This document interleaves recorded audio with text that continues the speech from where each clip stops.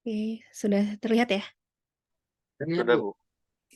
Oke, assalamualaikum semuanya.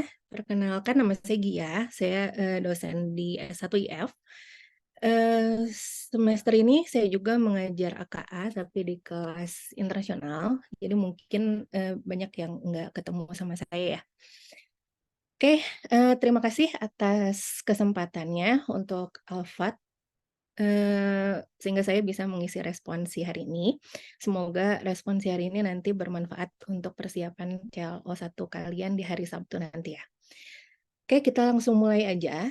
Jadi, sebenarnya saya tadinya ingin fokus ke latihan soal untuk, responsi ini, tapi setelah saya pertimbangkan sepertinya, eee banyak yang masih belum memahami konsepnya. Jadi, sebelum kita masuk ke latihan soal, mungkin kita akan bahas sedikit dulu terkait konsep yang kita perlukan di CLO 1 AKA ini dulu ya.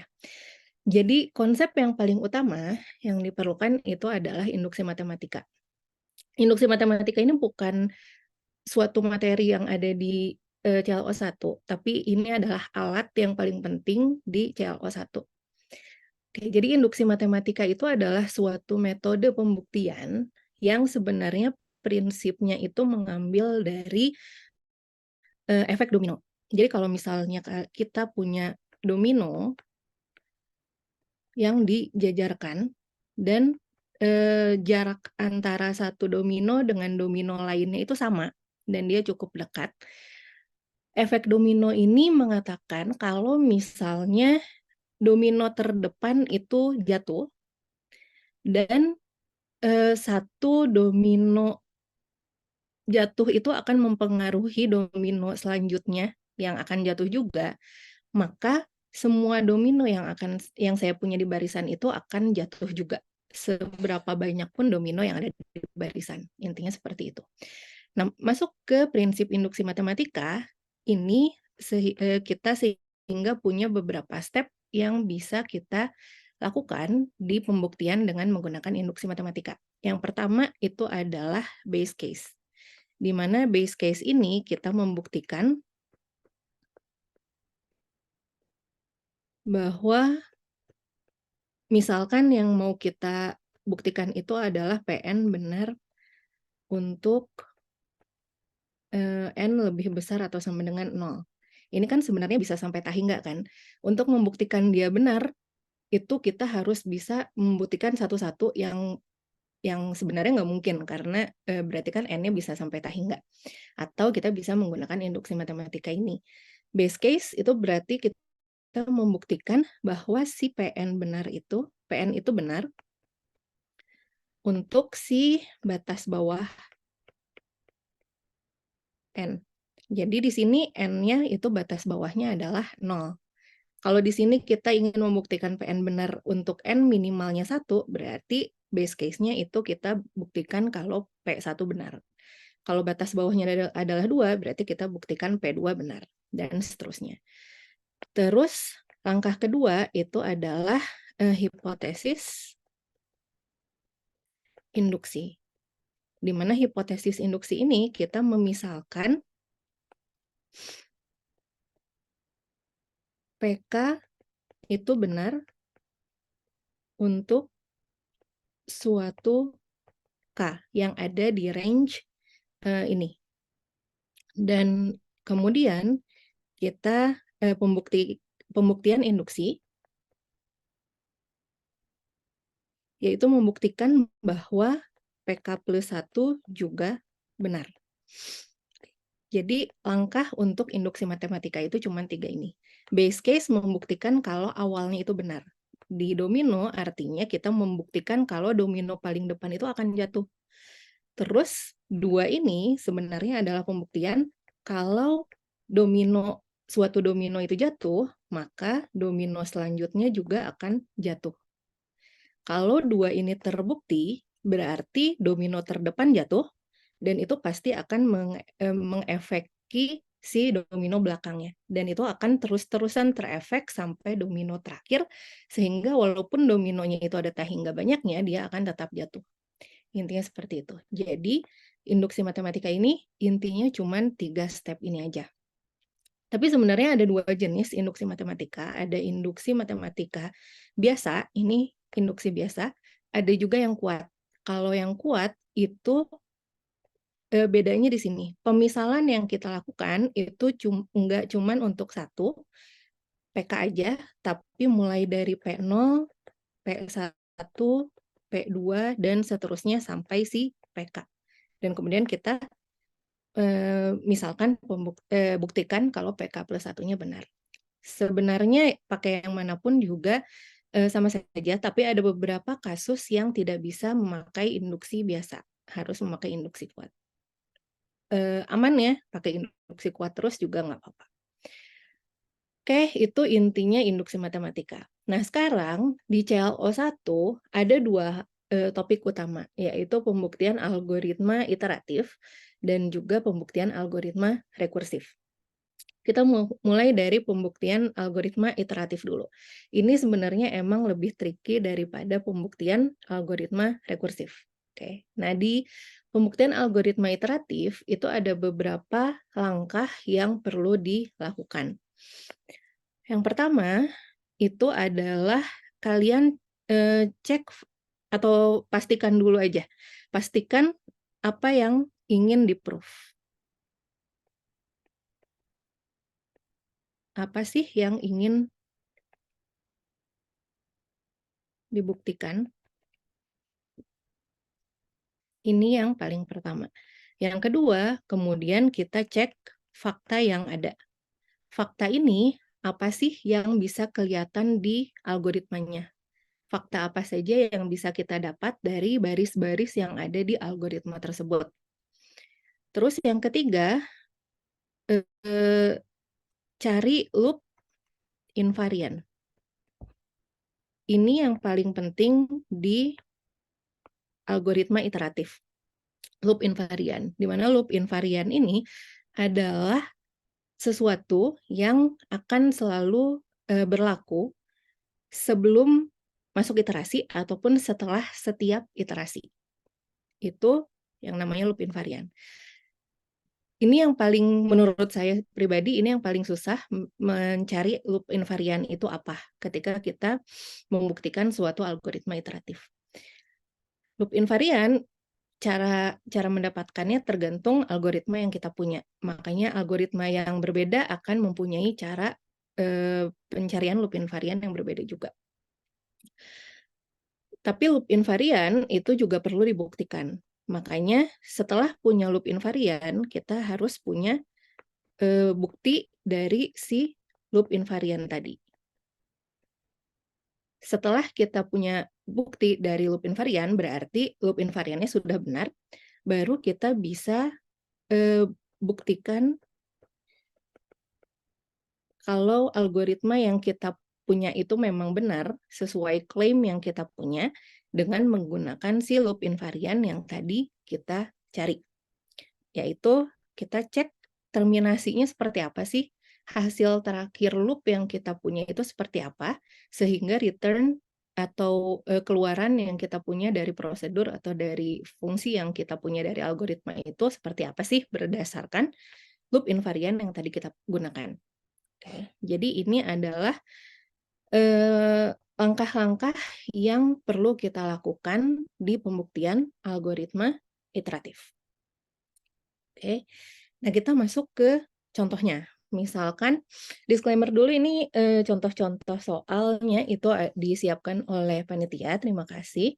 Jadi saya memilih beberapa yang kira-kira bisa dibahas dalam waktu 1,5 jam ya, karena kita kan hanya sampai jam 9, jadi waktunya terbatas. Kita bahas beberapa aja.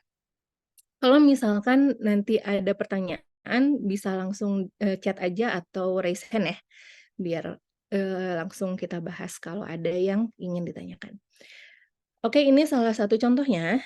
Jadi ini sepertinya diambil dari LMS, tapi mungkin kalian sudah dapat info juga dari dosen kalian, dosen kelas, kalau ada typo di sini, ini harusnya bukan I+2 sesuai yang ada di LMS, tapi harusnya I+1. Oke. Jadi ini adalah algoritma yang benar seharusnya, terus kita ingin membuktikan kalau dia itu benar menghitung N kuadrat. Oke. Nah, caranya tadi yang pertama kita cek apa sih yang mau kita buktikan. Yang mau kita buktikan itu adalah kuadrat N, yaitu si fungsi yang kita punya, itu akan mereturn N kuadrat. Atau bisa kita lihat yang akan dia return adalah S, ya kan? Berarti bisa saya tulis juga S itu pada akhirnya akan sama dengan N kuadrat. Ini yang ingin kita buktikan. Nah, terus sebelum kita mulai pembuktian ini, kita cek dulu fakta apa aja sih yang ada di algoritma tersebut. Kita lihat faktanya apa aja. Faktanya, kita lihat satu-satu baris yang ada di sini. Di sini pertama, kita punya nilai variabel S, D, dan I. Sebelum kita masuk ke loop. Oke, ini adalah loop yang kita punya. Dan sebelum masuk ke loop, kita punya nilai S, D, dan juga I. Dan nilai S, D, dan I ini pun akan diupdate di dalam loop. Dan nilainya akan berbeda-beda pada setiap iterasi. Akan diupdate terus pada setiap iterasi kan. Nah, untuk menandai nilai pada iterasi tertentu, kita gunakan indeks X, A, misalkan itu untuk variabel X pada iterasi ke A. Sebelum masuk ke iterasi pertama, kita sebut iterasi ke 0. Artinya, dari baris paling pertama ini, saya punya nilai S pada iterasi ke 0, itu adalah 0. Kemudian nilai D pada iterasi ke 0 itu adalah 1, dan nilai I pada iterasi ke 0 itu adalah 0. Oke, jadi dari 3 assignment yang saya punya di sini, saya bisa menentukan nilai S, D, dan I pada iterasi ke 0, yaitu sebelum kita mulai masuk ke iterasi. Terus kalau kita udah masuk ke iterasi, kita akan update nilai S, D, dan I pada setiap iterasi. Sebutlah saya punya S pada iterasi ke J.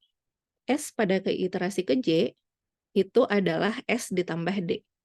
Tapi S yang saya punya di sini itu adalah S pada iterasi sebelumnya, ya kan? Berarti S pada iterasi saat ini adalah S pada iterasi sebelumnya ditambah D dari iterasi sebelumnya. Kemudian baris selanjutnya, saya punya D pada iterasi ke J, itu adalah D pada iterasi sebelumnya ditambah 2. Dan kemudian I pada iterasi ke J, itu adalah I pada iterasi sebelumnya ditambah 1. Ini yang bisa saya simpulkan dari baris-baris yang ada di situ.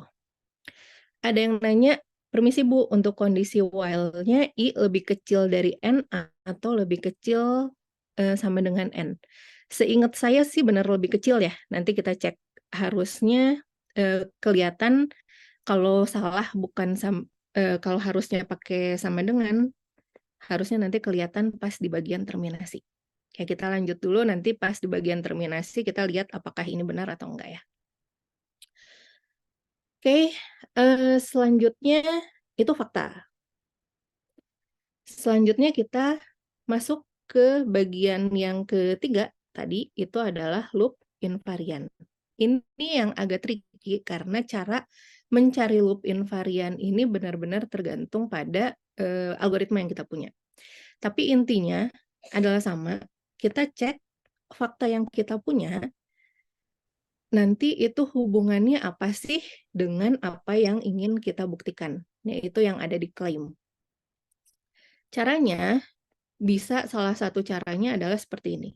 Kita di sini udah punya nilai S0, D0, I0. Oke. Jadi di sini kita udah punya nilai S, D, dan juga I pada iterasi ke J. Ketika J-nya 0, S0 adalah 0, D0 adalah 1, dan I0 adalah 0.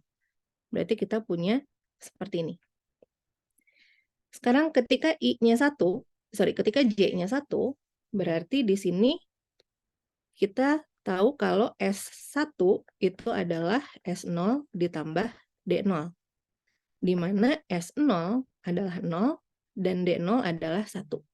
Berarti di sini kita punya 0 ditambah 1, dan dia adalah 1. Oke, berarti S1 adalah 1, D1 berdasarkan fakta yang kita punya, dia adalah D0 ditambah 2. Di mana D0 itu adalah 1. Ditambah 2, kita jadi punya 3. Kemudian I. I1 berdasarkan fakta yang kita punya adalah I0 ditambah 1. Di mana I0 adalah 0, kita tambah dengan 1, berarti dia sama dengan 1. Kemudian kita cek lagi. Kalau kira-kira belum tahu hubungannya apa dengan N kuadrat, kita cek lagi. Ketika J sama dengan 2, kita cek lagi S2 itu berarti S1 ditambah D1. Ini kita jumlahin, dia sama dengan 4. Kemudian DJ, D2 sama dengan D1 tambah 2 dari sini. Dan D1 itu adalah 3, ditambah 2 jadi 5. Berarti kita punya 5 di sini, dan I-nya dia inkremennya 1. Berarti dia jadi 2. Kalau belum tahu, masih belum kebayang apa loop invariannya, tambah lagi. Tadi S itu adalah penjumlahan S dan D sebelumnya, berarti jadi 9. Kemudian di sini ditambah 2 jadi 7, ini kemudian jadi 3, dan seterusnya. Kalau belum kebayang bisa dilanjut, kalau udah kebayang bisa kita simpulkan. Kalau untuk J-nya itu suatu K misalkan. Di sini kalau kita lihat, kita ujung-ujungnya pengen punya S itu N kuadrat kan. Setelah iterasi S nggak diapa-apain, berarti itu adalah S yang paling terakhir itulah yang akan kita return di sini. Nah, kita lihat apa sih hubungan antara S dengan si N kuadrat ini. Kalau kita lihat, kalau J-nya 1, S-nya 0. Kalau J-nya 1, S-nya 1. Kalau J-nya 2, S-nya 4. Kalau J-nya 3, S-nya 9. Kalau J-nya 4, tadi kan ada tambahan ini berdua ya, jadi 16. Jadi kalau kalian lihat, 1 jadi 1, 2 jadi 4, 3 jadi 9, 4 jadi 16. Bayangkan dengan N kuadrat. Ada hubungannya ya.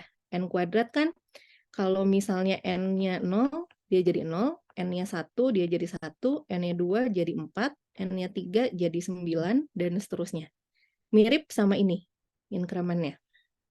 Berarti, ada kemungkinan kalau saya punya J-nya K, SK-nya akan menjadi K kuadrat. Oke. Terus apa hubungannya sekarang DJ dengan J-nya? Kalau kita lihat di sini, J-nya 0, dia 1, J-nya 1, dia 3, 2 jadi 5, 3 jadi 7. Ini kan nambah 2 terus ya. Kalau nambah 2 terus, dia akan menjadi 2K ditambah sesuatu. Easy, kita bisa tambah 1. Biar kalau jadi 0, dia jadi 1, 1 jadi 3, kalau K berarti jadi 2K plus 1. Ini kalau 0 jadi 0, 1 jadi 1, 2 jadi 2, 3 jadi 3, berarti kalau K ini pasti jadi K juga. Oke. Jadi dari sini bisa saya tarik kesimpulan kalau saya punya SJ, dia akan jadi J kuadrat. K jadi K kuadrat, kalau SJ berarti jadi J kuadrat. Kalau saya punya DJ, dia akan jadi 2J plus 1. Dan kalau saya punya IJ, dia akan jadi J. Inilah loop invarian yang bisa saya ambil dari pola yang tadi kita lihat di sini. Tapi ini kan baru dari pola, makanya kita harus pakai induksi matematika untuk membuktikan ini benar. Oke. Nah, sekarang kita pakai induksi matematika dulu.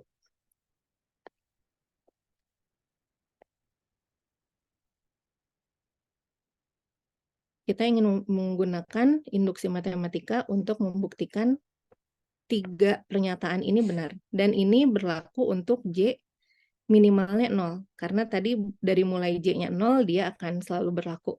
Terlihat seperti itu. Nah, dengan menggunakan induksi matematika, kita akan membuktikan loop invariant. Pertama, tadi adalah base case dulu ya. Base case. Base case-nya kita ambil untuk batas bawahnya. Berarti kalau misalnya J-nya itu 0, kita lihat S0-nya berdasarkan fakta itu adalah 0. Dan itu tadi kita ingin buktikan dia itu sama dengan J kuadrat, yaitu 0 kuadrat. Oke. Kemudian untuk D0 berdasarkan fakta itu adalah 1. Dan kita ingin bilang kalau dia itu 2 dikali J ditambah 1. Dia 1 ini memang bisa ditulis sebagai 2 dikali 0 ditambah 1. Yaitu 2J ditambah 1. Jadi sudah sesuai untuk J sama dengan 0. Sekarang yang terakhir, I0 berdasarkan fakta, berdasarkan fakta dia itu 0. Dan udah jelas ini juga berlaku untuk J sama dengan 0. Jadi intinya di base case itu kita ingin membuktikan kalau semua ini berlaku kalau kita ganti J-nya jadi batas bawah, yaitu 0. Berarti S0 harusnya sama dengan 0 kuadrat. Ternyata emang iya. D0 harusnya sama dengan 2 kali 0 ditambah 1. Ternyata emang iya. I0 harusnya sama dengan 0. Ternyata memang betul langsung dari si fakta. Base case berarti sudah selesai. Selanjutnya, hipotesis induksi. Di sini kita misalkan untuk suatu K minimalnya 0. Kenapa 0? Karena tadi 0-nya sudah kita buktikan. Berarti kita ambil yang terakhir kita buktikan itu sebagai batas bawahnya. Nah, kalau dia itu untuk suatu K minimalnya 0, benar bahwa semua ini berlaku. Berarti SK itu adalah K kuadrat, DK itu adalah 2K plus 1, dan IK itu adalah K. Ini kita misalkan benar. Nah, kemudian dari sini kita lakukan si bukti induksinya. Akan dibuktikan untuk K plus 1-nya itu benar. ADB itu akan dibuktikan bahwa ya. Jadi akan dibuktikan bahwa SK plus 1 juga sesuai. Kita tinggal ganti K-nya jadi K plus 1. DK plus 1 itu juga sesuai. Kita tinggal ganti K-nya jadi K plus 1. Dan IK plus 1-nya juga sesuai. Kita tinggal ganti K-nya dengan K plus 1. Jadi di sini, apa yang kita punya di sini, J-nya kita ganti semua jadi K plus 1. Itu yang ingin kita dibuktikan di tahap akhir induksi. Nah, cara membuktikannya, yang pertama SK plus 1. Kita lihat apa sih dia berdasarkan fakta. Dari fakta kan, S iterasi saat ini itu adalah S iterasi sebelumnya ditambah D iterasi sebelumnya. Berarti S pada iterasi ke K plus 1 itu adalah S pada iterasi sebelumnya ditambah D pada iterasi sebelumnya. Dan berdasarkan hipotesis, SK itu adalah K kuadrat. Dan DK itu kita udah punya, yaitu 2K plus 1. Dan ini bisa kita tulis sebagai K plus 1 kuadrat. Yang artinya, yang pertama sudah kita buktikan benar. Selanjutnya, DK plus 1, kita lihat DK plus 1 berdasarkan fakta, D pada iterasi saat ini adalah D iterasi sebelumnya ditambah 2. Berarti D pada iterasi K plus 1 adalah D pada iterasi sebelumnya, yaitu K, ditambah 2. Di mana D pada iterasi sebelumnya udah ada nih di hipotesis induksi. Dia 2K plus 1. Tapi kita tambah lagi dengan 2. Ini bisa kita tulis sebagai 2K plus 2 tambah 1 ya. Kita balik aja 1 sama 2-nya. Kalau 2-nya dikeluarin, kita bisa tulis seperti ini. Karena itu yang ingin kita buktikan. Yang terakhir, kita masih perlu ngebuktiin buat IK plus 1. IK plus 1 balik lagi ke fakta, dia adalah I iterasi sebelumnya, berarti IK, kita tambah dengan 1. Di mana IK itu adalah K. Kita tambah dengan 1. Ini sudah sesuai dengan yang ingin kita buktikan. Artinya, si loop invariannya itu benar. Karena tadi kita udah membuktikan base case-nya benar, kita ambil hipotesis induksi, dan kita buktikan K plus 1-nya benar. Ternyata memang sesuai. Artinya, loop invarian ini benar. Sehingga selanjutnya bisa kita gunakan untuk pembuktian si algoritmanya. Itu terminasi. Di terminasi, itu kita lihat. Di sini yang menentukan loop-nya itu adalah I. Oke. Yang menentukan loop-nya adalah I. Dan di sini kita ingin, di sini di soalnya sebenarnya harusnya ada N-nya itu minimal berapa ya? Kalau misalnya N-nya 0. Kalau misalnya N-nya 0, kita lihat I pertama itu adalah 0. Kemudian kalau si kondisinya beneran ini, berarti kan 0 lebih kecil dari 0, ini salah ya? Karena nggak ada sama dengan kan? Berarti kalau N-nya 0, dia nggak akan masuk ke terminasi. Oke? Artinya kita cek. Untuk N sama dengan 0, apa sih yang akan jadi keluaran? Kalau N sama dengan 0, berarti dia nggak akan masuk terminasi. Karena kondisinya akan jadi 0 lebih kecil dari 0. Dan ini tidak sesuai. Yang akan dikeluarkan adalah S. S yang mana? Udah pasti S yang di baris 1 ini. Berarti yang akan jadi keluaran itu adalah si kuadrat N akan menjadi 0. Dan 0 ini jelas jadi 0 kuadrat. Dia sudah sesuai.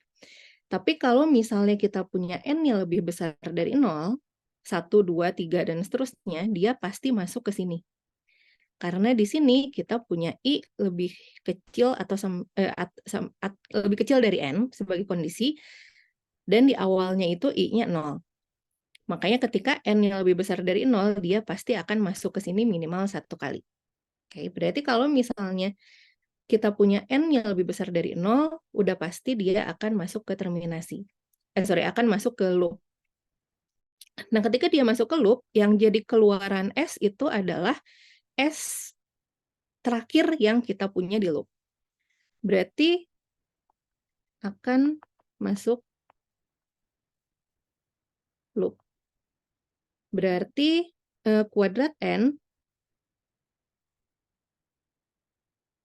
akan menghasilkan nilai S, tapi pada iterasi terakhir. Sebutlah iterasi terakhir itu T.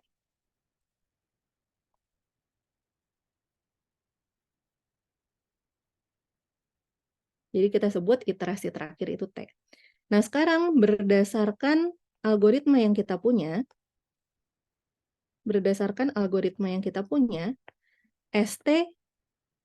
I dulu.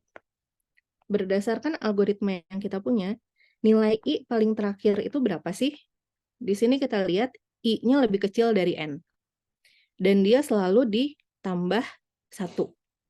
Berarti yang jadi nilai I paling terakhir itu akan jadi N-1, ya kan? Dia nilai I yang ada di sini terakhir adalah N-1 yang mungkin. Dia akan masih masuk ke sini, tapi diupdate jadi I-nya N di sini. Ketika I-nya N, dia nggak akan masuk ke loop lagi. Berarti I paling terakhir yang kita punya akan jadi N. Jadi I paling terakhir itu adalah N. berdasarkan algoritma yang kita punya di sini. Dan berdasarkan loop invarian, I pada iterasi ke J adalah J. Artinya, I pada iterasi ke T itu akan jadi T. Oke. I pada iterasi terakhir adalah N, dan I pada iterasi terakhir adalah T. Jadi kita bisa simpulkan iterasi terakhir itu adalah N. Yang artinya, S pada iterasi terakhir itu akan sama dengan S pada iterasi ke N. Dan berdasarkan loop invarian, Sj itu adalah J kuadrat, berarti Sn adalah N kuadrat. Dan memang itu yang ingin kita buktikan, yaitu S pada saat iterasi terakhir itu adalah N kuadrat. Jadi, terbukti kalau algoritma tersebut benar. Oke, saya baca pertanyaan yang ada di chat dulu ya. Apakah mungkin dari Sabita dulu, apakah mungkin untuk loop invariannya J lebih besar dari 0? Jadi ketika di tabel untuk J sama dengan 0-nya tidak ada atau tidak mengikuti polanya. Oke, jadi apakah mungkin J-nya mulai dari 1 gitu ya? Jadi apakah mungkin ini nggak ada? Mungkin aja. Kalau ini nggak ada, berarti di sini dia J-nya minimal 1, yang artinya base case-nya mulai dari 1.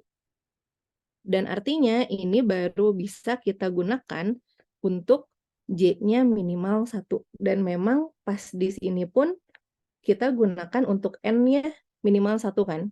Berarti masih sah-sah saja kita gunakan loop invarian ini untuk N, karena N-nya minimal 1. Jadi, di sini kita juga bisa mulai dari 1. Oke, jadi apakah boleh dimulai dari 0? Apakah boleh dimulai dari 1? Boleh. Tapi yang perlu diingat itu, kalau kalian mulainya dari 1, dan kalian klaimnya mulai dari 1, berarti base case-nya itu mulai dari 1. Ceknya untuk S1 apakah benar, selanjutnya baru sesuai sama ini. Yang artinya, ini baru bisa digunakan kalau N-nya mulai dari 1. Kasus ini bisa digunakan karena kita memang mulai dari 1 di sini. Tapi kalau di sini saya bilangnya lebih besar atau sama dengan 0, sedangkan di sini kalian cuma punya minimalnya 1, berarti ini belum tentu bisa digunakan si loop invariannya. Harus terpisah lagi untuk N sama dengan 0-nya, kayak gitu. Intinya kayak gitu. Apakah cukup menjawab, Sabita? Kalau ada yang masih belum jelas, bisa raise hand aja ya. Selanjutnya, dari Helmi ada request pembahasan soal oke. 2.6 sama 2.7 ya. Yang 2.7 insya Allah kita bahas. 2.6 sebenarnya mirip-mirip sama yang sekarang juga. Tapi kalau ada waktu kali ya, nanti kita bahas di akhir. Oke, untuk soal pertama ini ada yang mau ditanyakan dulu? Kayaknya udah oke ya. Ada lagi. Mohon maaf, izin bertanya mengenai penulisan IT sama dengan N pada bagian terminasi didapat dari mana? Oke. Ini didapat dari mana? Jadi untuk terminasi itu ada 2 yang perlu kalian cek. Yang pertama itu apa nilai I, di mana I itu dilihat penentu si iterasinya ya. Kalau di sini kita pakai J, berarti nilai J terakhir itu apa. Kalau di sini pakai Z, berarti nilai Z terakhir itu apa, dan seterusnya. Kalau di sini penentu iterasi terakhir, penentu iterasinya itu adalah I, kita cek nilai I terakhir itu berapa sih. Berdasarkan loop invarian, IJ itu adalah J, berarti IT adalah T. Nah, sekarang yang ini dapat dari mana? Itu dapat langsung dari si algoritmanya. Kita lihat di sini kan dia while I lebih kecil dari N. I lebih kecil dari N. berarti dan increment-nya itu 1. Artinya nilai I terakhir yang masuk ke loop adalah I sama dengan N-1. Ini batas atasnya. Oke, ini batas atasnya. Dan di sini, ketika dia terakhir kali masuk ke loop, dia akan ditambah 1. I-nya di-update jadi N-1 plus 1.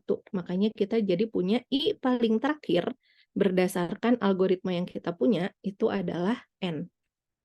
Jadi kita lihat kondisinya berdasarkan kondisi yang kita punya, I terakhir di sini yang memenuhi itu apa sih? Di sini kondisinya N-1, itu batas atasnya. Tapi N-1 itu kita update jadi N di sini. Makanya I paling terakhir setelah dia keluar itu adalah N. Semoga menjawab ya, Hasan. Ada lagi, Indra Mahesa. Izin bertanya, apakah boleh pada tabel loop pada SJ ditulis FK sama dengan K kuadrat gitu ya? Di sini maksudnya jadi FK gitu ya? Jadi dari beberapa tugas yang saya periksa, itu juga ada yang di sini menulis jadi FK kayak gitu. Boleh, tapi dengan catatan harus ada definisi apa itu FN. Oke. Jadi ketika kalian menggunakan suatu notasi FN ataupun FK ataupun F apapun, jangan lupa mendefinisikan apa itu FK. Gunanya apa? Kalau N kuadrat mungkin lebih enak ya. Tapi kalau misalnya tadi contoh soal dari yang dikasih sama Helmi misalnya, di situ kan ada disuruh dia itu buktikan kalau algoritmanya benar menghitung setengah 3N plus 4, N plus 1. Ini kan agak nggak enak kalau misalnya kita apa ya, nggak terlalu kebayang bentuknya nggak kayak N kuadrat, ya kan? Nah, kalau kondisinya kayak gini, kalian bisa misalin Fn itu sama dengan ini, kemudian kalian cari F0-nya berapa sih, F1-nya berapa sih, F2-nya berapa. Nah, dari situ kalian baru cek hubungan antara S dengan si Fn ini.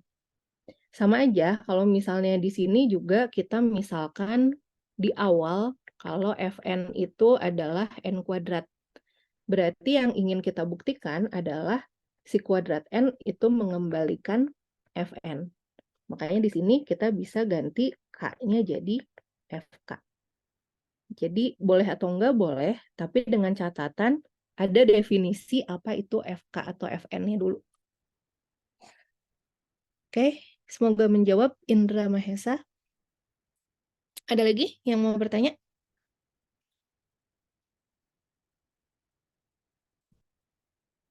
Aman ya kayaknya ya. Oke, kalau nggak ada lagi, kita lanjut ke contoh yang selanjutnya. Itu ini, kita mau ngebuktiin kalau yang kita punya di sini itu benar menghasilkan Y kali Z. Di sini sama kayak tadi, intinya adalah klaim yang kita ingin buktikan itu apa sih? Di sini yang ingin kita buktikan adalah kali YZ itu akan menghasilkan si Y kali Z. Atau dengan kata lain, si hasil yang kita punya yang akan di-return itu akan menghasilkan Y kali Z. Oke. Nah, kemudian faktanya apa aja sih yang kita punya? Faktanya kita lihat sebelum masuk ke loop, kita punya nilai hasil. Hasil di iterasi ke-0 itu adalah 0. Kemudian di sini kita masuk ke loop, ada hasil pada iterasi ke J, itu adalah hasil dari iterasi sebelumnya ditambah Z. Ada yang menulis Z-nya itu misalnya dari iterasi sebelumnya. Ini boleh. Tapi artinya harus ada juga definisi ZJ itu apa sih? Sedangkan di sini kan Z-nya nggak pernah diupdate ya. Jadi kita bisa bilang ZJ itu adalah ZJ minus 1. Jadi nggak pernah diupdate. Atau karena emang nggak pernah diupdate, kita bisa anggap dia sebagai suatu konstanta. Sama aja kayak tadi kita di sini punya plus 2, plus 1. Dia kan konstanta. Nah, si Z ini bisa kita anggap sebagai konstanta aja. Jadi kita tulisnya Z aja. Oke, jadi saya anggap dia konstanta, jadi Z aja. Kemudian Y, di sini Y-nya kita punya dari Y sebelumnya dikurang 1. Oke. Nah, sekarang kita cari loop invariannya. Caranya sama kayak tadi, bisa dicek hasil pada iterasi ke J, J-nya seperti apa, dan YJ-nya seperti apa. Nah, kalau kita lihat di sini ketika J-nya 0, hasil J itu adalah 0. YJ di sini, oh ya, di sini kan ada YJ itu adalah Y sebelumnya dikurang 1 ya. Walaupun di sini nggak ada eksplisit ditulis Y0 itu apa, tapi kan kita tahu kalau Y itu hasil input yang kita punya dari fungsi ini. Artinya kita bisa tulis juga Y0 itu adalah Y yang kita punya dari input. Jadi walaupun secara eksplisit dia nggak ada di sini, tapi kita tahu kalau Y sebelum masuk ke iterasi, sebelum ada update apa-apa, itu adalah Y yang kita punya dari input, yaitu si Y itu sendiri. Makanya kita bisa tulis seperti ini. Berarti Y0 itu adalah Y. Kemudian ketika J-nya 1, hasil 1 dari fakta itu adalah hasil dari iterasi sebelumnya ditambah Z. Di mana hasil 0 itu tadi adalah 0, kita tambah Z, dia akan sama dengan Z. Berarti kita punya Z di sini. YJ juga sama, kita tinggal kurangi Y sebelumnya dengan 1. Berarti kita punya Y minus 1.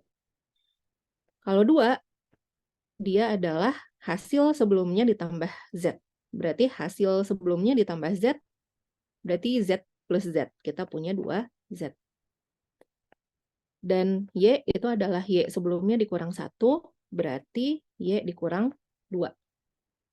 Kalau 3, berarti lagi-lagi hasil sebelumnya ditambah Z, berarti 2Z ditambah Z, jadi 3Z. Ini jadi Y minus 3. Kalau kira-kiranya udah kebayang hubungannya apa dengan perkalian ini nantinya, bisa langsung di klaim aja. Berarti kira-kira kalau saya punya J-nya itu K, hasil K-nya itu apa, Y-K-nya itu apa sih? Kita lihat sekarang, kalau 0 jadi 0, 1 jadi Z, 2 jadi 2Z, 3 jadi 3Z, berarti kalau K kemungkinan akan jadi KZ. Oke. Kemudian di sini 0 jadi Y, 1 jadi Y minus 1, 2 jadi Y minus 2, 3 jadi Y minus 3. Kalau kita punya K, kemungkinan akan jadi Y minus K. Nah, kemudian dari sini kita cek lagi, buktikan dengan loop invarian lagi. Kita buktikan dengan loop invarian.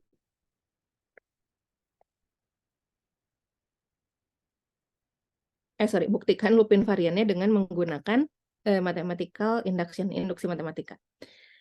Kita buktikan si loop invariannya. Pertama, base case. Loop invariannya ini berarti kita klaim hasil J itu sama dengan J kali Z. Karena kan tadi kalau J-nya K, dia jadi KZ, berarti kalau J-nya J, dia jadi JZ. Kemudian YJ itu adalah Y dikurang J. Ini yang kita klaim, dan dia berlaku untuk minimalnya itu adalah 0. Base case-nya berarti kita mulai dari J sama dengan 0.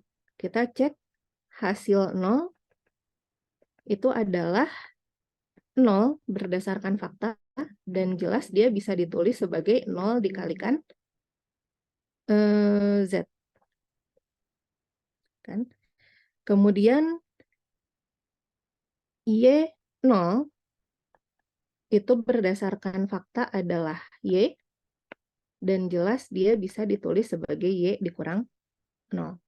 Jadi sesuai dengan apa yang kita punya di sini untuk Y sama dengan 0. Kemudian kita misalkan kalau untuk suatu K lebih besar atau sama dengan 0, benar bahwa hasil K itu adalah K kali Z, dan YK itu adalah Y dikurang K. Ini tinggal kita ganti J-nya jadi K. Itu pemisalan di hipotesis induksi. Nah, selanjutnya kita akan dibuktikan bahwa dia juga berlaku untuk K+1. Artinya hasil K+1 harusnya K+1 dikali Z, dan YK+1 itu harusnya Y dikurang K+1. Buktinya kita cek satu-satu. Hasil K+1 itu kalau dari fakta, hasil ke J itu adalah hasil sebelumnya, berarti hasil K kita tambah dengan Z. Di mana hasil K itu dari hipotesis induksi adalah K kali Z, kita tambah Z lagi, ini bisa kita tulis sebagai K+1 kali Z. Dan memang sesuai dengan yang ingin kita buktikan. Kemudian, YK+1 lagi-lagi berdasarkan fakta, dia adalah Y sebelumnya dikurang 1, di mana YK berdasarkan hipotesis induksi adalah Y dikurang K. Kita bisa keluarkan minusnya sehingga sesuai dengan yang ingin kita buktikan. Artinya loop invarian sudah terbukti. Sekarang kita bisa lanjut ke tahap terakhir, yaitu terminasi. Terminasi di sini kita lihat Z-nya itu bisa, penentu si terminasi itu adalah Y, penentu iterasinya adalah Y. Ketika kondisinya Y itu adalah 0, kalau kita punya Y-nya sama dengan 0, berarti dia nggak akan masuk ke sini. Artinya hasil ini adalah hasil yang kita punya sebelum iterasi. Artinya kali YZ itu akan mereturn nilai hasil 0, yaitu si 0. Dan jelas ini pasti jadi Y kali Z. Karena kalau Y-nya 0, perkalian pasti jadi 0. Berarti untuk Y sama dengan 0, dia benar. Tapi kalau misalnya Y-nya lebih besar dari 0, maka dia pasti akan masuk ke iterasi. Sehingga kita bisa gunakan si loop invarian tadi. Ketika Y lebih besar dari 0, kita cek nilai Y paling terakhir.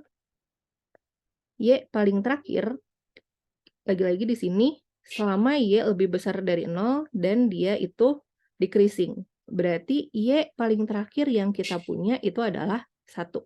Karena decreasing-nya 1 kan ya. Berarti pasti yang paling terakhir kita punya di sini adalah 1, dan dia akan berkurang di line ini. Sehingga Y paling terakhir yang kita punya adalah 0. Berarti Y iterasi paling terakhir itu adalah 0.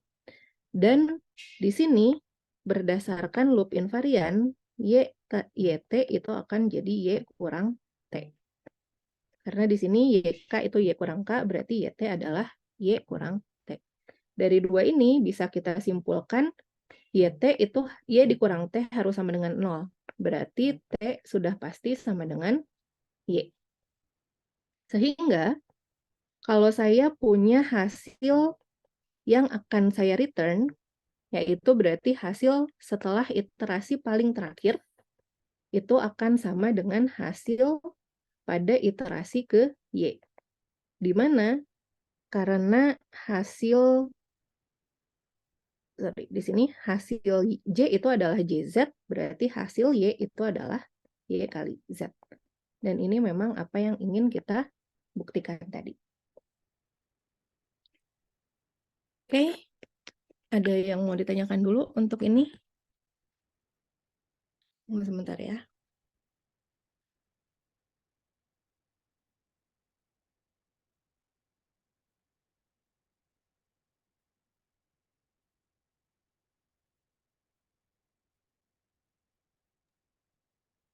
Jadi teman-teman yang mau bertanya bisa langsung aja. Nggak ada ya kayaknya. Oke, kalau nggak ada kita lanjut aja ya.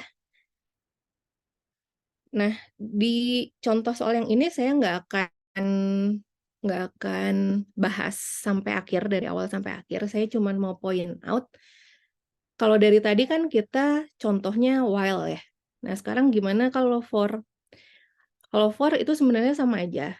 Cuman kalau for ini sebenarnya bisa kita ganti baris ini itu jadi i awalnya dia 0, kemudian kita punya while i-nya maksimalnya n, terus kita langsung ganti i-nya itu jadi i plus 1. Oke, jadi si baris for ini sebenarnya setara dengan 3 baris ini. Jadi pada iterasi sebelumnya, inisial nilai i itu adalah 0, tapi kita langsung masuk ke while, dan dia itu langsung diupdate nilai i-nya jadi 1. Habis itu baru kita punya baris ini. Jadi ke bawahnya juga akan sama. Jadi Baris for ini sebenarnya setara dengan 3 baris ini. oh, ya. Jadi sekali lagi kalau menemukan for instead of while, kalian bisa bayangkan aja si for. Satu baris for ini kita ganti jadi ini. Selanjutnya pengerjaannya mirip sama yang tadi. Kemudian di sini juga, ini sebenarnya udah ada di slide ya. Jadi tadi sempat di-mention kalau misalnya kalian klik link yang ada di LMS video, itu ada pembahasan juga terkait algoritma ini. Itu di sini mungkin yang agak berbeda itu adalah if. Kalau ada if, ini kan berarti sebenarnya ada 2 kemungkinan ya. Berarti kita lihat di sini assignment-nya itu adalah untuk temp. Berarti di faktanya, temp pada iterasi ke J itu ada 2 kemungkinan. Dia bisa diupdate jadi A indeks pada iterasi sebelumnya, atau tidak berubah sama sekali. Berarti dia akan sama dengan temp pada iterasi sebelumnya. Ini terjadi ketika kondisi ini terpenuhi. Ini terjadi ketika kondisi ini tidak terpenuhi. Berarti ini kalau A indeks J-1 ini lebih besar dari temp yang kita punya pada iterasi sebelumnya. Dan ini terjadi kalau kondisi ini tidak terpenuhi. Artinya, si temlah yang lebih gede atau sama dengan si A indeks pada iterasi sebelumnya. Intinya kan seperti itu ya. Jadi satu baris ini, si if then yang kita punya di sini, itu bisa kita tarik kesimpulan seperti ini. Nah, artinya kalau kita lihat, si temp J itu akan jadi A indeks J-1 kalau dia lebih besar dari temp sebelumnya, atau temp J-1 kalau si tempnya itu lebih besar atau sama dengan si A indeks sebelumnya. Kalau kita lihat mana yang lebih besar, itulah yang akan kita jadikan temp pada iterasi tersebut. Makanya kita bisa simpulkan temp pada iterasi ke J itu adalah nilai terbesar antara A indeks J-1 dengan temp J-1. Jadi, fakta yang kita bisa punya dari if then yang ada di sini itu adalah ini. Didapatkan dari logika sederhana percabangan if. Kita lihat apa sih yang bisa kita tarik kesimpulannya. Intinya kayak gitu. Oke, ini juga tadi sempat di-request ya sama teman kalian, tapi sebelum saya bahas ini, takutnya nanti rekursifnya nggak sempat. Kita bahas rekursif dulu ya. Nanti kalau sempat waktunya kita balik lagi ke iteratif tadi. Oke, sekarang rekursif. Kalau rekursif itu sebenarnya lebih sederhana daripada yang iteratif. Karena kalau tadi di iteratif kita harus punya loop invariant. Induksi matematika itu digunakan untuk membuktikan loop invariant tadi. Nah, kalau di rekursif, induksi matematika itu langsung digunakan untuk si algoritmanya.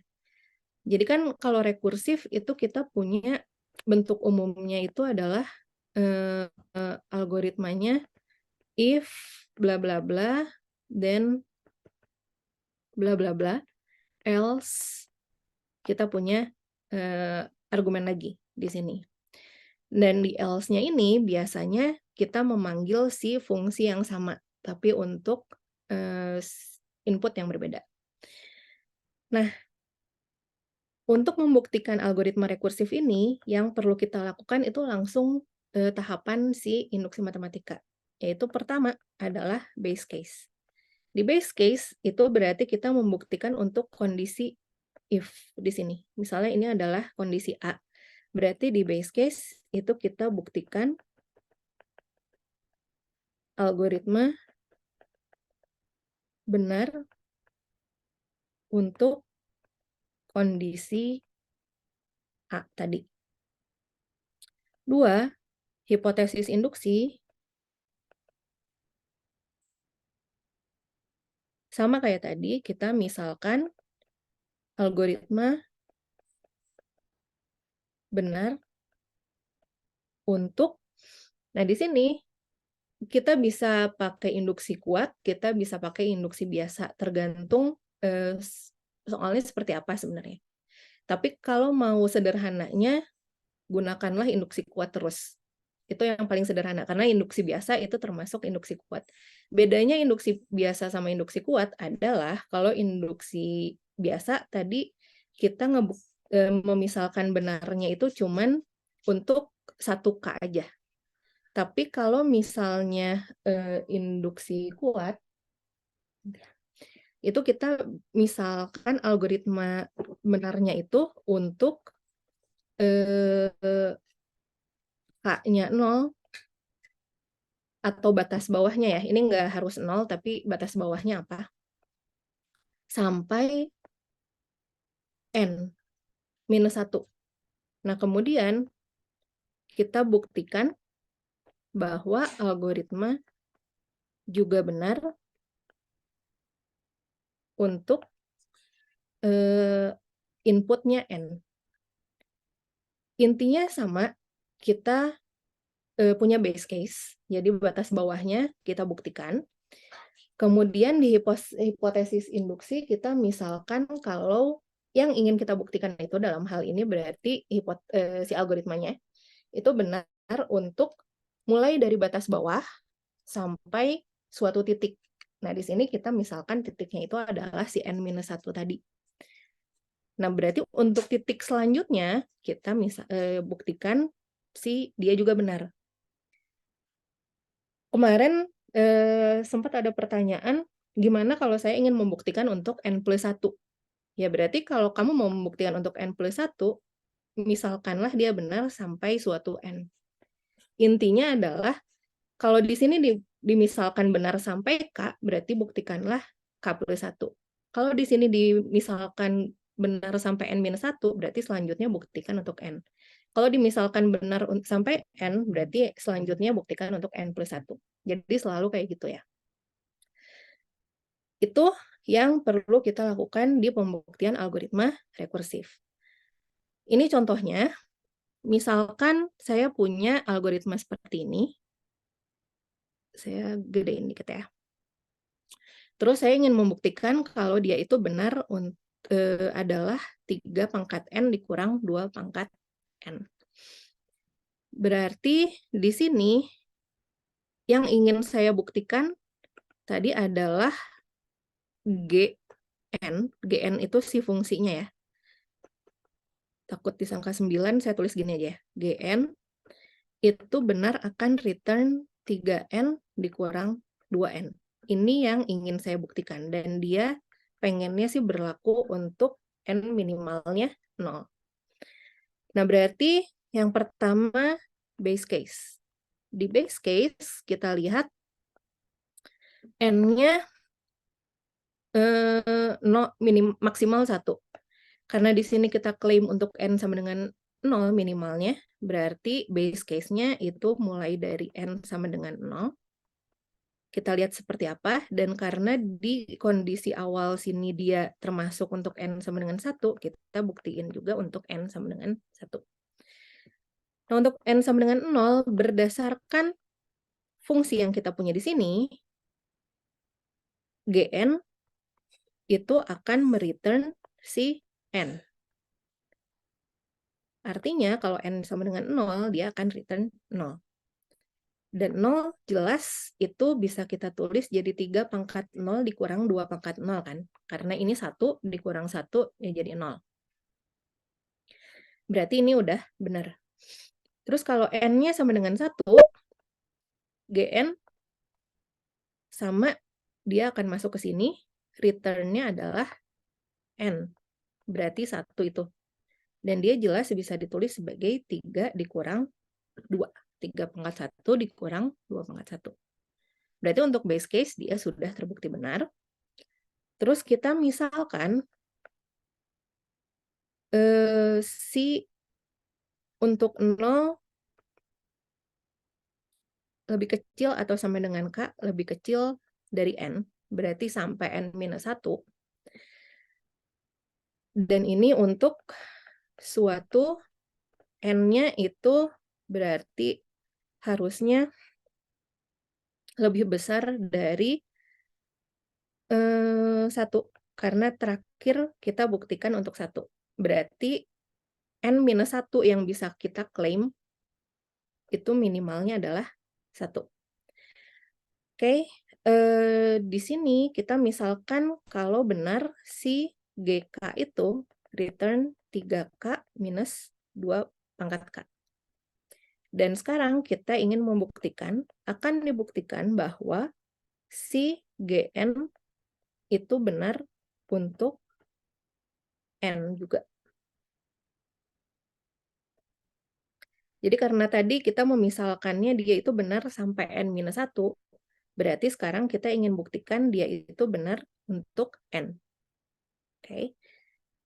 Nah, caranya Gn berdasarkan fungsi yang kita punya, dia akan return 5 kali G N-1 dikurang 6 dikali G N-2. Gn-1, N-1 dia kan masuk ke range ini ya, yang mana kita sudah misalkan benar ini itu berlaku untuk K-nya 0 sampai N-1. Berarti untuk N-1 ini dia berlaku, untuk N-2 ini juga dia berlaku, karena N-1, N-2 masih masuk di range ini. Artinya kita bisa gunakan si hipotesis induksi. Artinya Gn-1 bisa kita tulis jadi 3N-1 dikurang 2N-1, dan Gn-2 bisa kita tulis jadi 3N-2 dikurang 2N-2. Oke, dan kita lanjut di sini. Di sini jadi kita punya 5 dikali 3N-1, ini kita kali ke dalam aja, dikurang 5 kali 2N-1, terus ini kita kali ke dalam lagi, dikurang 6 kali 3N-2, ditambah 6 kali 2N-2. Ditambah, soalnya ini minus dikali minus, jadi plus ya. Nah, kemudian, di sini kan 3N-1 nih, di sini 3N-2. Manipulasinya, 6 ini kan bisa kita tulis sebagai 2 kali 3 ya. Jadi si 6 ini bisa kita tulis jadi 2 kali 3. Ini juga bisa kita tulis jadi 2 kali 3. Artinya, di sini saya bisa tulis si Gn itu jadi 5 kali 3N-1 dikurang 5 kali 2N-1 dikurang 2 kali 3 kali 3 N minus 2 ditambah 2 kali 3 kali 2 N minus 2. Berarti saya juga bisa tulis dia jadi 2 kali 3 N minus 1. Karena ini bisa saya tulis seperti ini. Kemudian ditambah 3 kali 2 N minus 1. Sama 2 dikali 2 N minus 2, ini bisa saya tulis jadi 2 N minus 1. Kalau saya keluarkan si 3 N minus 1-nya, saya jadi punya 5 dikurang 2. Ditambah kalau saya keluarkan 2 N minus 1-nya, saya jadi punya minus 5 ditambah 3. Sorry, saya tulisnya gini ya. Berarti saya punya 3 dikali 3N minus 1 dikurang 2 kali 2N minus 1. Yang artinya saya punya 3 pangkat N dikurang 2 pangkat N. Dan ini memang yang ingin saya buktikan tadi. Kalau GN, sorry ini nih. GN itu adalah 3 pangkat N dikurang 2 pangkat N. Oke, jadi kalau misalnya untuk rekursif, dia lebih sederhana. Kita tinggal lihat, oh apa sih yang ingin dibuktikan? Yaitu si fungsinya akan mereturn 3N dikurang 2N. 3 pangkat N dikurang 2N. 2 pangkat N. Yang perlu dilakukan itu cuma base case, terus hipotesis induksi, dan induction step-nya. Di base case, itu harus dibuktikan semua untuk kondisi basis yang ada di algoritmanya. Ini kondisi basis, kita lihat dia mulai dari N berapa sampai N berapa. Itu dibuktikan semua di sini. Kemudian hipotesis induksi, amannya sih kita selalu misalkan mulai dari batas bawah, di sini batas bawahnya 0, sampai N-1. Artinya karena kita misalkan dia sampai N-1, selanjutnya kita akan buktikan untuk N. Kita ingin membuktikan dia benar, caranya kita lihat aja dia berdasarkan algoritmanya itu apa. Ini N-1 ada di range yang kita misalkan benar, berarti kita bisa gunakan ini dan ganti K-nya jadi N-1. Ini juga N-2 ada di range ini, berarti kita bisa gunakan ini tapi ganti K-nya dengan N-2. Kemudian sisanya tinggal lakukan manipulasi sehingga kita bisa mendapatkan si yang ingin kita buktikan benar tadi. Oke, di sini ada yang mau bertanya? Sambil saya minum dulu ya.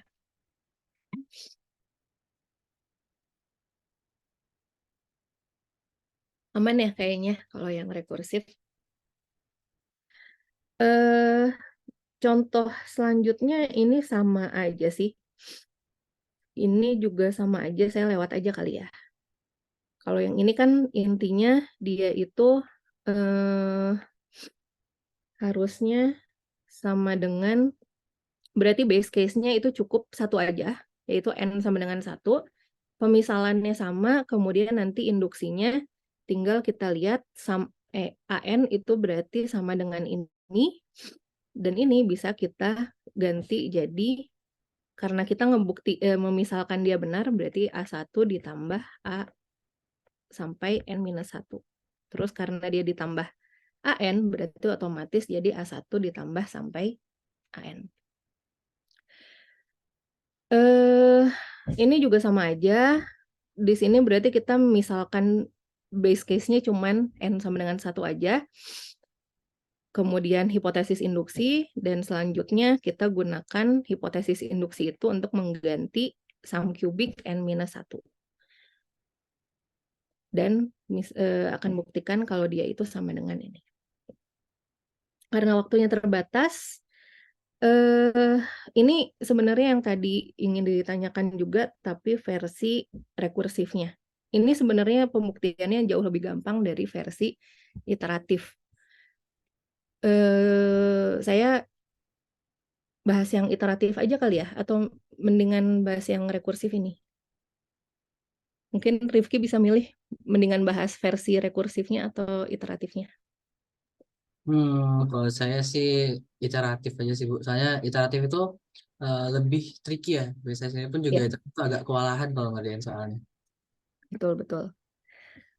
Iteratif. Kayak ini juga ada yang request iteratifnya aja. Berarti untuk yang mode 2 ini, saya ambil iteratifnya aja ya.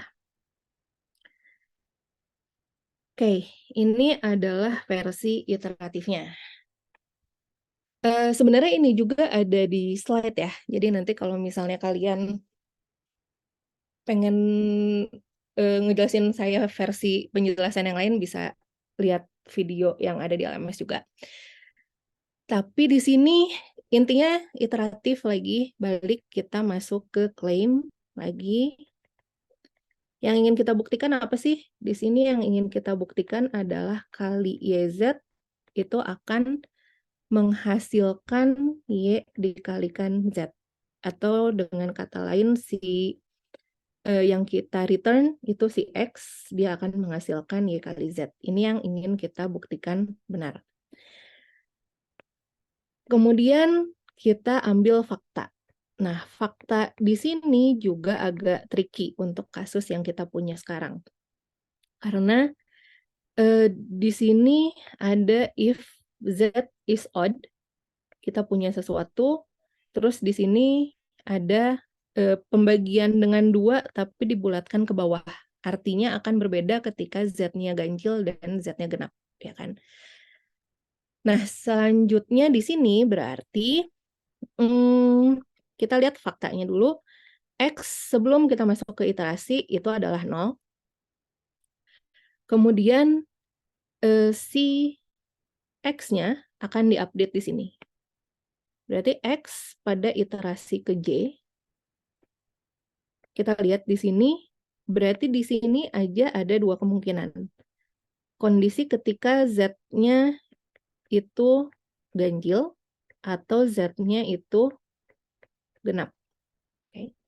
Ketika Z-nya itu ganjil, dia akan masuk ke den yang ada di sini. Artinya Z-nya pada iterasi ke J itu adalah X pada iterasi sebelumnya ditambah Y pada iterasi sebelumnya. Karena kita punya Z dan Y, berarti kita harus punya nilai dasarnya dulu ya. Y pada iterasi ke 0 adalah input yang kita punya. Z pada iterasi ke 0 juga adalah input yang kita punya. Oke. Nah, terus di sini kita punya kondisi ketika Z-nya itu ganjil. Kalau Z-nya even, berarti dia nggak akan diupdate. Artinya, si sorry, bukan ZJ ya, XJ. Karena yang diupdate itu adalah nilai X-nya ya. Nah, kalau misalnya Z-nya itu genap, berarti si X-nya nggak diupdate. Berarti XJ itu adalah XJ minus 1.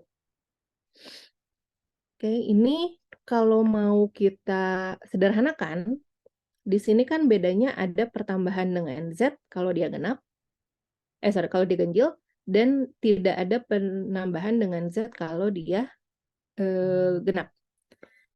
Atau bisa kita tulis dia ditambah dengan 0, ya kan? Nah, di sini bedanya genap sama ganjil itu apa sih? Yang kita tahu, kalau genap itu berarti, kalau Z itu genap, berarti Z mod 2 itu akan sama dengan 1. Kalau Z-nya ganjil, berarti Z mod 2-nya adalah 0. Ya kan? Berarti ini sebenarnya bisa kita tulis sebagai 2 ini. Bisa kita tulis sebagai XJ itu adalah XJ minus 1 sama-sama ditambah YJ minus 1, tapi ini ada, ini nggak ada. Berarti kita sebenarnya bisa tulis dia dikali si Z mod 2. Karena tadi kita tahu kalau Z-nya odd, berarti Z mod 2-nya 1. Berarti ini dikali 1 akan jadi dia sendiri.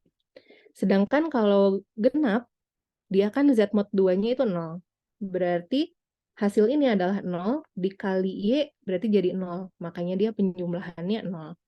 Jadi si satu baris ini bisa kita sederhanakan. Jadi X, Y minus 1 ditambah Y sebelumnya juga, tapi dia cuma ditambah ketika Z mod 2-nya itu 1. Artinya ketika Z itu odd. Berarti dikali Z Y minus 1 modulo 2. Oke, jadi si satu baris ini bisa kita sederhanakan jadi seperti ini. Y, J ini nggak ada if-nya, berarti bisa kita tulis aja langsung jadi YJ minus 1. 2YJ minus 1. Kemudian Z ini juga sebenarnya ada dua kemungkinan ya. Bisa jadi dia Z per 2 aja.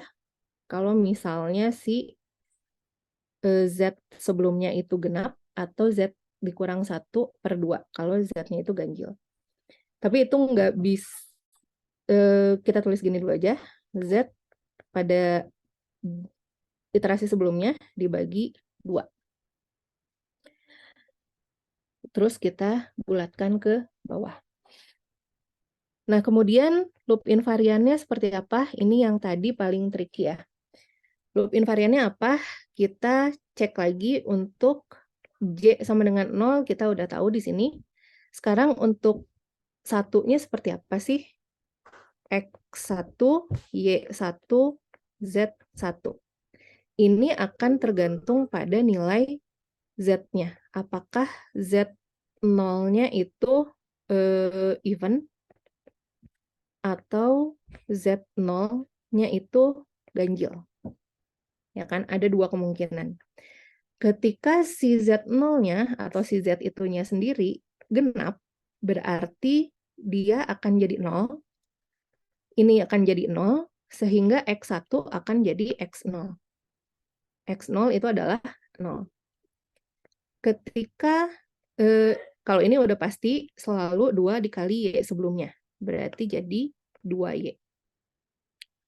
Kemudian yang ini, ketika Z0-nya itu genap, berarti kalau si yang genap itu kita bagi 2, dia udah jadi integer kan ya. Makanya dia mau dibulatkan ke bawah juga akan jadi dirinya sendiri. Makanya kita jadi punya si Z0, yaitu si Z itu sendiri dibagi 2. Sedangkan untuk kondisi ketika si Z-nya itu ganjil, berarti untuk ini dia jadi 1. Z mod 2-nya jadi 1 karena dia ganjil, berarti kita punya penjumlahan dengan Y. Berarti di sini kita jadi punya X0, yaitu 0, ditambah Y0, yaitu Y. Jadi kita punya Y. Kemudian Y1-nya itu berarti tetap 2Y. Dan Z1-nya kalau misalnya dia itu genap, berarti ini misalnya kita punya 3. 3 itu genap kan ya. Kalau kita bagi 2, terus bulatkan ke bawah, dia kan jadi 1. Kalau kita punya 5, 5 dibagi 2, dibulatkan ke bawah, dia jadi 2. Kalau kita punya 7, bagi 2, dibulatkan ke bawah, dia jadi 3. Jadi kalau kita punya N, di mana N ini bilangan genap, kalau kita bagi 2, bulatkan ke bawah, dia akan selalu sama dengan N dikurang 1 dibagi 2. Ya kan ya? Karena kan ketika dia dibagi 2, kalau ganjil pasti ada setengahnya. Nah, setengahnya itu tinggal kita hapus. Berarti sama aja kayak kita kurangin dulu nih sama 1 sebelum kita bagi 2. Artinya kayak gitu. Berarti kalau si Z-nya itu genap, ganjil, pas kita bagi 2 terus bulatkan ke bawah, dia akan jadi Z minus 1 per 2. Nah, kalau tadi di kasus-kasus sebelumnya kita cari terus buat J-nya 2 gimana, J-nya 3 gimana, dan seterusnya. Tapi kalau kondisi kayak gini, akan sangat sulit kalau kita cari terus X2, X3, X4, karena akan cabangnya banyak banget kan. Di sini, kalau X2 kita perlu cek lagi si Z1-nya ini bisa jadi genap, bisa jadi ganjil. Jadi dari sini bisa jadi genap, bisa jadi ganjil, di sini ada cabang 2 lagi. Terlalu banyak cabang yang mungkin. Berarti dari sini enaknya kita langsung simpulkan aja. Apa sih yang kesamaan yang bisa kita lihat dari J sama dengan 0 sama J sama dengan 1 yang berhubungan dengan Y kali Z. Kalau kita lihat di sini yang berhubungan sama Y kali Z, ya paling ini dikali ini aja, ya kan? Di sini yang berhubungan sama Y kali Z, ini kali ini sih. Ini kan kalau dikaliin jadi Y kali Z.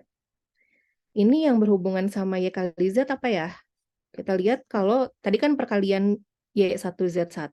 Ini juga perkalian Y0Z0. Sekarang kalau Y1Z1-nya ini saya kaliin, saya cuma punya 2Y dikali Z-1/2.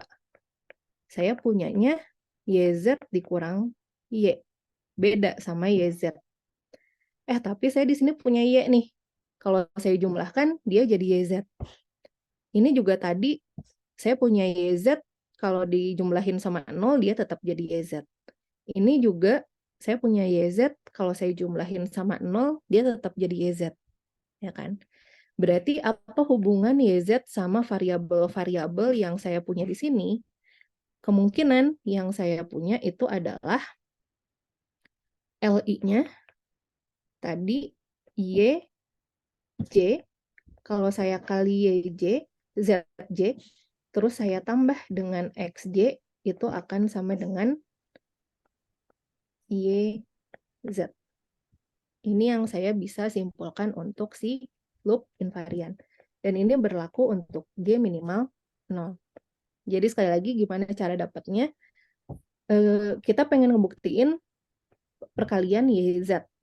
Oke, terus di sini apa sih yang bisa kita dari mana sih kita bisa dapat YZ dari fakta-fakta yang kita punya? Di sini YZ bisa dapatnya dari perkalian Y sama Z. Di sini juga sama Y1 kali Z1 bisa dapat YZ. Apa ini? Di sini juga kalau di sini kalau kita kaliin Y sama Z-nya, Y1 Z1, dia enggak YZ, tapi YZ kurang Y. Tapi kalau saya tambah sama Y yang ada di sini, dia bisa jadi YZ. Saya cek lagi, oh ternyata kayaknya sama. Makanya saya bisa simpulkan seperti ini. Terus lagi-lagi kita cari loop invariannya. Ini loop invarian, kita buktikan loop invariannya benar dulu. Tunggu, sebelumnya saya izin dulu lebih dari jam 9, nggak apa-apa nih? Beresin dulu. Nggak apa ya? Oke. Nah, sekarang saya ingin membuktikan si loop invariannya. Berarti sama kayak tadi, base case-nya dulu. Base case-nya berarti untuk J sama dengan 0. Y0Z0 tambah X0, kalau kita lihat, Y0-nya adalah Y, Z0-nya adalah Z, ditambah X0-nya adalah 0. Ternyata emang benar dia itu adalah YZ. Sesuai. Terus hipotesis induksi. Hipotesis induksi, lagi-lagi kita misalkan untuk suatu K minimalnya 0, benar bahwa YK, ZK, tambah XK itu adalah YZ. Nah, sekarang akan dibuktikan bahwa dia juga berlaku untuk K+1.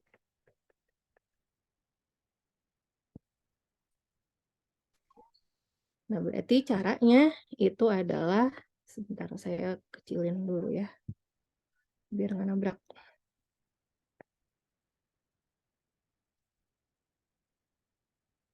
Caranya adalah di sini kita punya YK+1,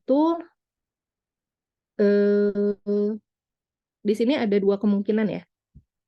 ZK+1-nya bisa jadi genap, bisa jadi ganjil. Akan tergantung pada si ZK-nya.